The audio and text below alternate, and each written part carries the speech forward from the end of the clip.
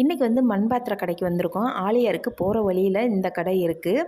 இங்கே வந்து கலெக்ஷன்லாம் எப்பயுமே சூப்பராக இருக்கும். இங்கே வந்து பிரியாணி சட்டி வாங்கலாம் அப்படின்னு சொல்லி வந்திருந்தேன். ஏற்கனவே ஒரு வீடியோ போட்டிருப்பேன். அந்த பிரியாணி சட்டி அவ்வளோ சூப்பராக இருந்துச்சு. எனக்கு ஒன்று எடுக்கலான்னு வந்திருந்தேன். அப்போ பார்த்தா இங்கே நியூ கலெக்ஷன்லாம் நிறைய இருந்துச்சு. ஆட்டுக்கல், அம்மிக்கல் எல்லாமே நம்ம பூஜை ரூமில் வைக்கிற மாதிரி அவ்வளோ சூப்பராக இருந்துச்சு. அப்புறம் வந்து அந்த குட்டி குட்டி பானை வந்து அதுவுமே வந்து சிறுதானியம்லாம் போட்டு பூஜை ரூமில் வைக்கிற மாதிரி சூப்பராக இருந்துச்சு. உருளி பாருங்கள் எவ்வளோ அழகாக இருக்குது அப்படின்னு. அப்புறம் புத்தர் சிலை எல்லாமே நியூ கலெக்ஷன் நிறையவே இருக்குது, வேணுன்றதை எடுத்துக்கோங்கன்னாங்க.